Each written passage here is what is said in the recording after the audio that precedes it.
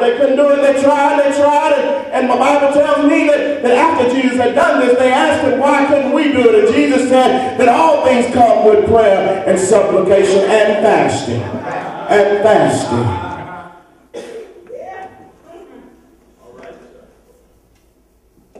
But the man told Jesus, after speaking with him, that they couldn't do it. But if you can do anything, have compassion on us and help us.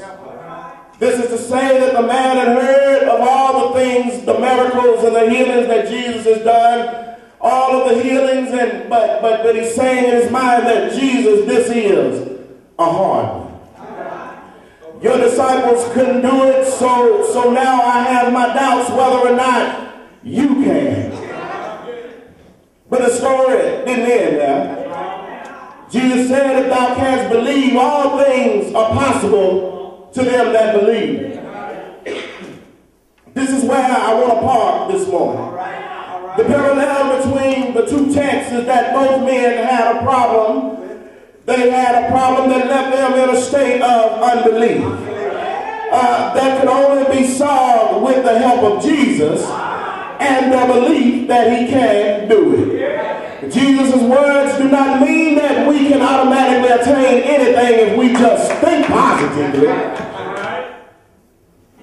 The Bible tells us that we must first seek ye the kingdom of heaven and his righteousness, and all of these things will be added unto you. Jesus meant that anything is possible if we believe that nothing is too difficult for God. We can't have everything we pray for as if it's by magic, but with faith, we can have everything we need to serve him. For we walk by faith and not by sight. And without faith, it is impossible to please God. Y'all gonna pray with me? I'm gonna try to run on to a close.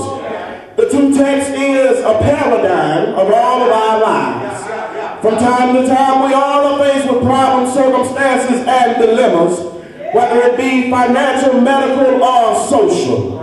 But we are to be able to trust God and never doubt. Point number one is that persistent doubt always delays our blessings. How many of you ever prayed, and at the same time you prayed, you was doubting and got no answer? But as soon as you took it to the throne of Jesus and left it there, your prayers were answered.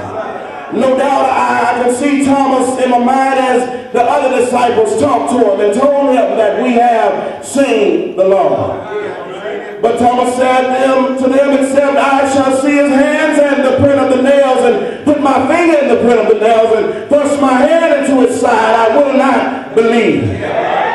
Out of all this, Jesus still didn't just show up.